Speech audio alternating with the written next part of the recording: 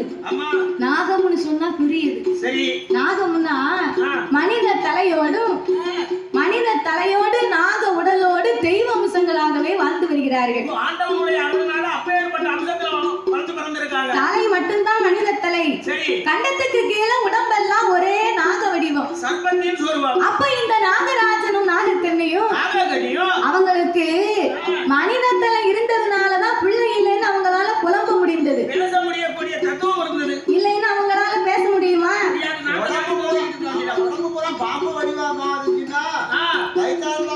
பயத்தால போகுமா? அப்ப 2 மாத்திரை வாங்கி போடு. பிறகு அப்பவும் உனக்கு கேட்கலன்னு வை, நான் ஒரு வழி சொல்லுவேன். 2 தார் உருண்டை வாங்கி முழுங்கிடு. தார் உருண்டையை போட்டு முழுங்கிட்டேன்னா ஒண்ணுமே செய்யாது அப்படின்னு அதுக்கு வழி இருக்கு. உன்னைய தூக்கி அடுப்புல வச்சு கீழே தீய மூட்டி வச்சுன்னா தன்னாக்குல இலைடிடும். அப்படியெல்லாம் வேண்டாம், பரவாயில்லை. வயத்தாலன்னா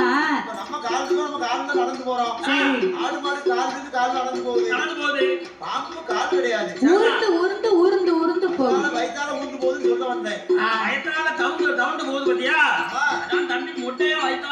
நீ விவரமா சொல்லு. மொட்டை மொட்டையா சொன்னேன்னா எப்படி தெரியும்? சரிதானே?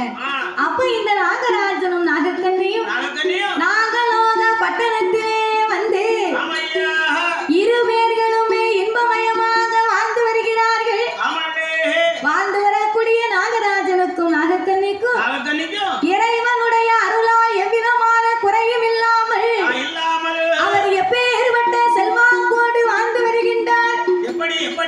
சாமி மண்ணிற்கு மலை இருக்கு, மண்ணிற்கு மலை இருக்கு, பொன்னால பிள்ளை பொன்னிற்கு பொருள் பொன்னால குறையும் ஆணிற்கு மாறு அடுத்து வந்த வீடு ஏழரையும் எதிரே ஒரு சூழலையும் அங்கனம் சுத்தி தட்டு மாளிகை மண்டபமும் மடமும் அங்கனமும் கல்கினார் அடுக்கடுக்க மேடைகள் ஒன்றாம் படித்தரமா ஓலைய பூச்சாவடியா 2ஆம் படித்தரமா இருந்தாலும் மேடைகள் 3ஆம் படித்தரம் முத்து கட்டும் ஜாவடி 4ஆம் படித்தரம் நடந்தாடும் மேடைகள் 5ஆம் படித்தரம் அலங்கார சாவடி 6ஆம் படித்தரம்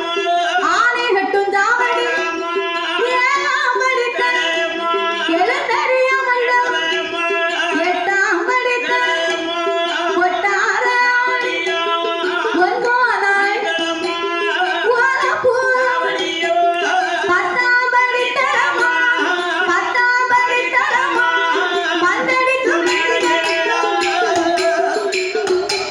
10ஆம் படித்தரமா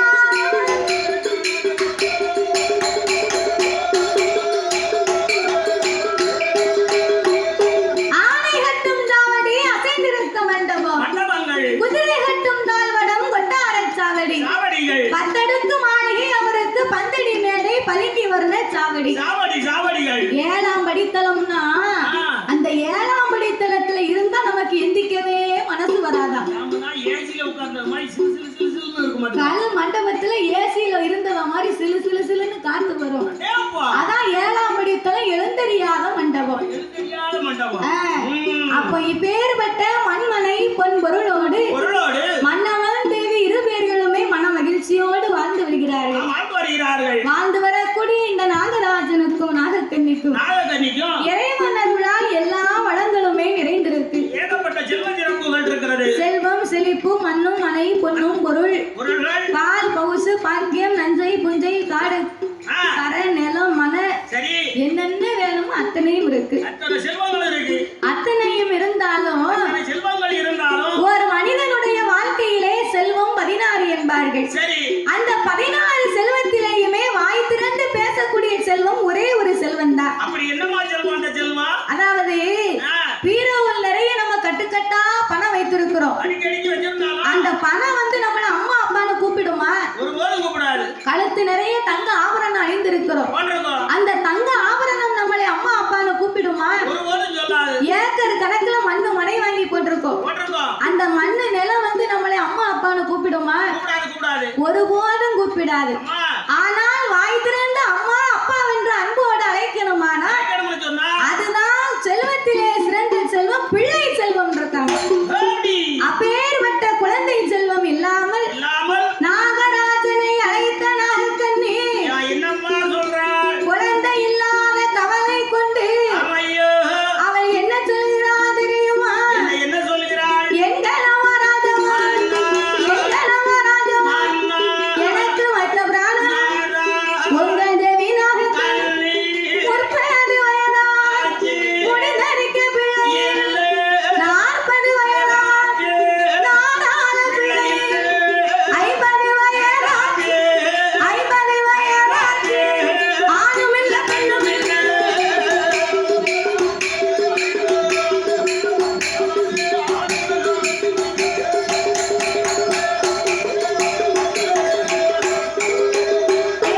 பிள்ளை இல்ல வாசல் பிச்சை கூட வாங்க மதலை இல்ல வாசல் மாநிலத்தார் வர குழந்தை இல்ல வாசலுக்கு குழந்தை இல்ல நம்ம குடும்பத்தார்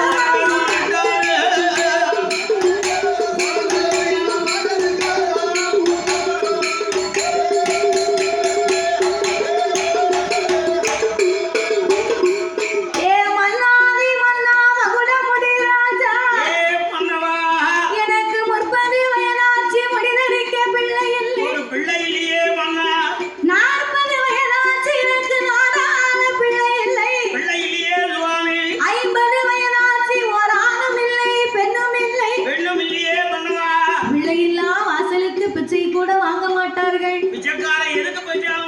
பிள்ளை இல்லாத வீட்டுல அன்னம் வாங்கி சாப்பிட்டா அவனுக்கு அன்ன தோஷம் பிடிக்குமா?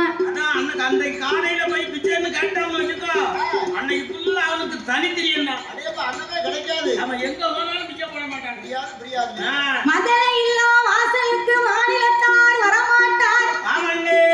குழந்தை இல்லை நம்ம குடும்பத்தார் கூட கட்டி கொடுத்த பின்னால யாரும் பார்க்க வர மாட்டாங்க. நம்ம போனோம்னு வைங்க அந்த பிள்ளை ஏதாவது சொல்லி அழுது புலம்பும். அத போய் நம்ம என்னத்தை பார்க்க அந்த கஷ்டத்தை நம்ம ஏன் கேட்கணும் அப்படின்னு பிள்ளை இல்லா வாசலுக்கு பெரியவர்கள் கூட வரமாட்டார்களே அப்படின்னு பெரியவங்க சொல்லுவாங்க. அப்படி இருப்பதனால நான் பிள்ளை இல்லா காரணத்தால் அந்த வட்டியிலே சாணம் போட்டால் வட்டியில சாணம் போட்டால் மாறி உன்ன பிள்ளை இல்ல நான் இளையதில சாணம் போட்டால் எடுத்து உன்ன மதலை இல்ல பாவில சாணம் போட்டால் அண்ணா சாணம் போட்டால்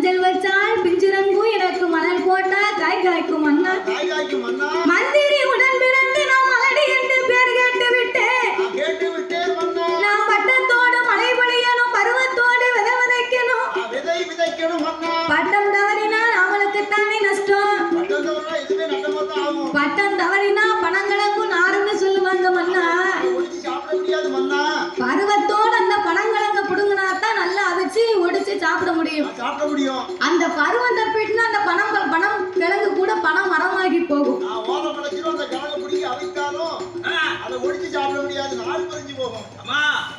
அப்படி இருக்கும்போது நான் காய்க்கும் காலத்தில் காய் மாறி போனேன், பூக்கும் காலத்தில் நான் பூமாறி போனேன் மன்னா.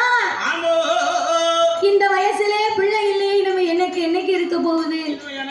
நீ பெண்ணா பிறந்தவா கட்டிய கணவன் சொல்லி நீ அழுகுத. ஆனா பிறந்த ஆம்பளை காலையில 5 மணிக்கு எந்திரிச்சு டீக்கடையில போய் 2 டீயை குடிச்சிட்டு நீ உன் கட்டையில கவலை இருந்தா டீ கடையில போய் 2 டீ குடிப்பியாங்க. அதான் ஒரு டீ வந்து அரை கிளாஸ் தான் போட்டு கொடுக்காங்க. இப்ப 100 மில்லி தானே அவர் முறையா ஆத்தி கடைக்காரு குடுக்காரு. அப்படி அதனால அந்த அரை கிளாஸ் பத்த மாட்டேது. அவன் ஒண்ணுக்கு 2 டீயை குடிச்சிட்டு சரி அங்கனா பக்கத்துல நம்ம கூட டீ குடிச்சிருப்பாங்கல்ல, ஆமா பக்கத்துல அவங்க கிட்ட போய் நான் பிள்ளை இல்ல பிள்ளைன்னு சொல்ல முடியுமா? ஏன் சொன்னா என்ன பண்ணுவாங்க? சொன்னா என்ன செய்வான்? காலி மூஞ்சில துப்பிடுவான். அதானே உடம்பு சின்ன தண்டியாடா இருக்கு. ஏதோ அறிவு கட்ட பெயர உன் கட்டையில ஓரமா இருக்கா? அழகான பொண்டாட்டி கட்டி வச்சுக்கிட்டு பிள்ளை இல்ல பிள்ளைன்னு சொல்லிட்டு அழுகுதா ஆம்பளை பையன். ஊருக்குள்ள சொல்லாதடா வைக்கும் அப்படின்னு சத்தம் போடுவான். சந்தானே அதனால நீ பெண்ணா பிறந்தா சொல்லி அழுகுதா? ஆனா பிறந்த ஆம்பளை கவலைய மனசுல வச்சு நீத்திக்கிட்டு இருக்கேன். நம்ம கவலைய மனசுக்குள்ள வச்சு நீத்து, ஒரு அரைப்படி சுண்ணாம்புக்குள்ள தேக்கு வாங்கி போட்டு நீத்து. அதனால நானும் எனக்கு கவலை இருக்கதான் செய்யுது. சரி எனக்கு கவலை வந்தா நான் என்ன செய்வேன்? அதானே நான் எனக்கு கவலை வந்தா உன்கிட்ட தான் சொல்லணும். சொல்ல முடியும். உனக்கு கவலை வந்தா என்கிட்ட சொல்லு. என்கிட்ட சொல்லு. எப்ப பார்த்தாலும் வீடான வீட்டுல பெண்ணா பிறந்தவா ஆமா கண்ணீரை வலிக்கப்படாது பாத்துக்கோ. அதுவும் போக கல்யாணம் முடிச்சோம்னா சரி 1 வருஷமோ 2 வருஷமோ டக்குன்னு ஒரு குழந்தைய பத்தி எடுத்துக்கணும். அப்பந்தான் அப்ப குழந்தைய பத்தி எடுக்கலன்னா சரி 4 வருஷம் 5 வருஷம் ஆச்சுன்னா இந்த கட்டிய மனைவி நம்மள நிம்மதியா இருக்க மாட்டா. பக்கத்து வீட்டுக்கார பேரும் தப்பா பேசுவான் கட்டி பேசுவான். அதனால கல்யாணம் முடிச்சு 1 வருஷமோ 2 வருஷத்துக்குள்ளேயோ ஒரு குழந்தைய பெற்றணும். ஆணோ பெண்ணோ பெத்து கையில எடுக்கணும். அப்படியே குழந்தை பிறக்கட்டாலும் ஆமா ஏப்ப நம்ம குல தேவாலயம் இருக்கு பத்தியா? குல தேவாலயம் அந்த குல தேவாலயம் நினைச்சு ஆமா நம்ம மாதாண்டம் நடந்து ஒரு மாவிளக்கம் எடுத்து வணங்கி நின்னும்னு சொன்னா நமக்கு குழந்தை இல்லங்கதே இருக்காது. எப்படி அவளுடைய அருள் இருந்தா கண்டிப்பா குழந்தை கிடைக்கும் பாத்துக்கோ. ஆமா குழந்தை பத்திரிக்கை சாதாரணப்பட்ட காரியமா தானே? நம்ம கட்டிய கணவன் கனமா இருந்தாலும் திறமையா இருந்தாலும் சரி சத்தியமா அருள் இல்லன்னா இல்லன்னு சொன்னா ஒண்ணு அவர் குழந்தை பத்தி எடுக்க முடியுமா? முடியாது. குழந்தை இல்லன்னு சொல்லி இப்படி வருத்தப்படாதம்மா நாயகனி. சொல்லி அழுகுத. ஆனா வந்து என்ன செய்ய முடியும்? குழந்தை மேல ஆசை வந்து அப்படியே வந்துன்னு வச்சுக்கோ. நீ என் முகத்தை பார்த்து ஆம்பளை பிள்ளைன்னு நினைச்சு வருத்தத்தை நீக்கிக்கோ. என்ன பார்த்து ஒரு மனசு தேத்திக்கோ. பொன் பிள்ளை மேல ஆசை வந்துன்னு சொன்னா உன் முகத்தை நான் பார்த்து என் மனசை திருப்தி படுத்திக்கிட்டு இனிமேல் குழந்தை இல்லைன்னு சொல்லாதம்மா. அதனால எம்மா நாகத்தண்ணி அஞ்ச வேண்டாம் அலைய வேண்டாம் அருங்கவலை உனக்கு வேண்டாம். ஆண்டவன் அருளால் 60 கப்பாலும் பிள்ளை இருக்கும். இறைவன் அருளால் 70 கப்பாலும் பிள்ளை இருக்கும். அதனால என்னோடு நீ இருந்து கொண்டு இப்படி கண்ணீரை வடிக்காத நாகக்கண்ணி என்ற ஆட்சி தேர்ச்சி ஆறுதலை சொல்லும் போது அந்த நாகக்கண்ணியாகப்பட்டவள் இன்னும் மனக்கவலை தாங்க முடியாமல் அவள் என்ன சொல்கிறாள் தெரியுமா? எங்க எனக்கு ஒத்த பிராண நாதா நான் உங்க தேவி நாகக்கண்ணி என்ன பாவம் நாமல் செய்தோம்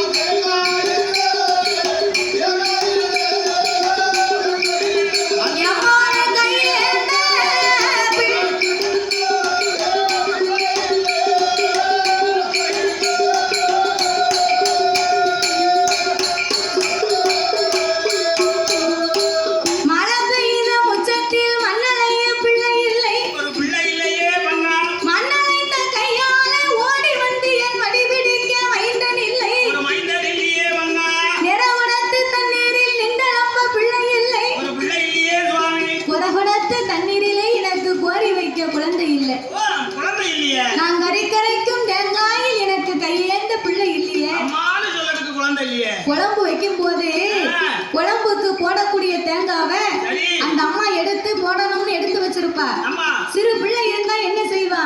அதுல 2 எடுத்து சாப்பிடுவான். அதுல 2 எடுத்து சாப்பிடுவான். அம்மா எனக்குன்னு கேட்பான். சாப்பிடுற பிள்ளை சாப்பிடும். இந்த அம்மா 2 வாயில போட்டிருந்தான்னா சரி. உன் வாயில என்னது போட்டிருக்க? அதானே என்ன சாப்பிடுறாங்க? ஆமி காமி பல்ல குத்திக்கிட்டு இருந்தா கூட என்னது சவைக்கன்னு கேட்கும் சின்ன பிள்ளை. அப்படின்னு வாய்க்குள்ள கைய விட்டு அந்த தேங்காய் வள்ளி தின்றும் சின்ன பிள்ளை. நான் கரைக்கும் தேங்காயில எனக்கு கைய எந்த பிள்ளை இல்ல. ஒரு பிள்ளை இல்லையே சுவாமி. மழை பெய்த முச்சத்தில மண்ணலைய பிள்ளை இல்லன்னா மழை பெஞ்ச நாளையில சின்ன பிள்ளை சேரு சவதிக்குள்ள போய் விளையாடும். ஆமா ஆமா. ஒரு சிரட்டையை தூக்கம் அந்த மண்ணை நீ வச்சு நம்ம கற்பட்டி சுடுதம் பாரு அப்படின்னு விளையாடும்ல. கருப்பட்டி சுடுவான், தோசை ஊத்துவான், இட்லி சுடுவான். அப்படி எல்லாம் விளையாண்டு விட்டு மறுபடி வீட்டுக்கு வருவான் பாரு. வரும்போது தலை பூரா மண்ணா இருக்கும். எதுக்கு? பக்கத்து வீட்டு பிள்ளை சேர்ந்து விளையாடி இருப்பான். இவன் தலையில அவன் தோசை விட, அவன் தலையில இவன் தோசை ஊத்த, மண் அள்ளி தலையில போட்டு சின்ன பிள்ளைகளுக்கு இது ஒரு விளையாட்டு. ஆமா. அப்ப விளையாண்டு பிடிச்ச பிள்ளை அது மண்ணோடு சேர சகதியுமா வீட்டுக்கு வரும் பாரு. பெத்தமா மனசு கேட்காது. அந்த பிள்ளைய பாக்குறதுக்கு முன்னால வரைக்கும் உடுத்திருப்பான் சேலை. அந்த சேலை அழுக்காயிரும். முந்திய தூக்கிட்டு கீழே உட்காருவான்.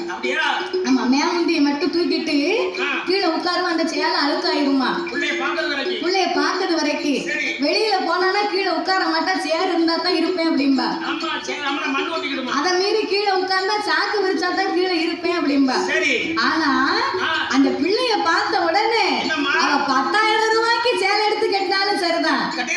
என் பிள்ளை முகத்தை பாரு, என் தங்கம், என் நான் பெத்த தங்கமே, நீ மண்ணுக்குள்ள போய் விளையாடலாமா ஐயா அப்படின்னு முந்திய உருவி மேலெல்லாம் துடைப்பா. ஏன் தங்கப்பத்தாரு? அதான் தாய் மனதுன்னு சொல்லியிருக்காங்க. தாய் உள்ள அப்படி. அப்போ அவ சேலை அதுக்கு முன்னால வரைக்கும் பாதுகாத்தா. அப்ப பிள்ளைக்கு மேல அந்த சேலை பெருசு இல்லல்ல அப்படின்னு முந்தைய உதவி பிள்ளை மேலெல்லாம் துடைப்பாளாம். அதைத்தான் இந்த நாகக்கண்ணி சொன்னா. மழை பெய்த உச்சத்துல பிள்ளை இல்ல, மண்ணளைந்த கையால் என் மடிபிடிக்க மைந்தன் இல்லை அப்படின்னா.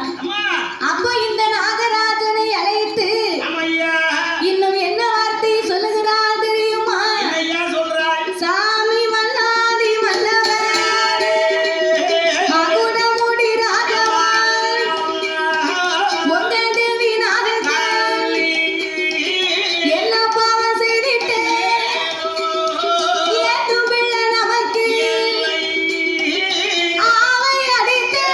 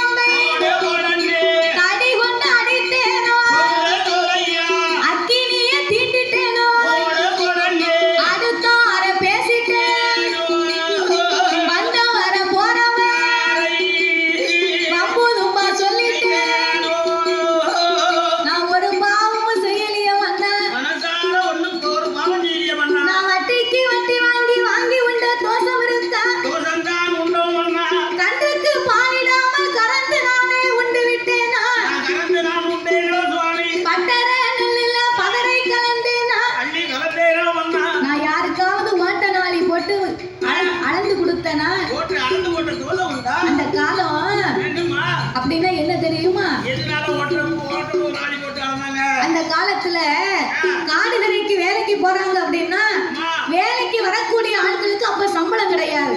அத்தனை கூலின்னு சொன்னா ஒரு விளையக்கூடிய தானியத்துல எது உண்டோ அதை தான் கொடுப்பாங்க. அந்த வயக்காட்டுல என்ன விளையுதோ அந்த நவதானியத்தை தான் அவங்களுக்கு ஒரு கொத்து தாரு 2 கொத்து தாரு நீங்க வேலைக்கு வாங்க. ஆமா ஆமா, ஒரு கொத்து 2 கொத்து, ஒரு கொத்து 2 கொத்துனா மரக்காட்டை அளந்து போடுவாங்க. அப்ப இப்படி சொல்லித்தான் வேலைக்கு கூப்பிடுவாங்க. சரி, அப்ப வேலை முடிஞ்சதுக்கு பிறகு அவ பெட்டியை தூக்கிக்கிட்டு வரிசையில நின்னு பொருள் வாங்குவா. ஆமா ஆமா, உழைச்ச கூலியை வாங்கணும்ல. அப்ப கூலியை வாங்கணும்னு வரிசையில நின்னு வாங்கினா இந்த பயிர் இருக்கக்கூடிய அழக பாப்பா. நெல்பணியை பார்த்துட்டு அடேங்கப்பா திருமேனி அடிச்சிருக்கப்பா இந்த வருஷத்துல இந்த நெல்மணி இவளுக்கு அளந்து போட்டுறவா அப்படின்னு இந்த வீட்டுக்கார ஐயா நல்லா அளந்து போட்டுக்கிட்டு இருப்பாரு. இந்த பெண்ணா பிறந்தவா அவர் நல்ல மனுஷன் சொன்னதுக்கு அவர் கொடுக்கணும் இல்லையா? அவர் நல்லா தான் அளந்து போடுவாரு. இந்த பொம்பளை அங்க இருந்து வருவா. இவ நல்ல பிள்ளைன்னு பேர் வாங்கணுமா? அதுக்கு ஏயா அவ இன்னும் முன்னு வந்து வேலை பார்த்திருக்கா. விடியாத்தாலுமே நின்று கூனை குறுக்கி குறுக்க வளைச்சு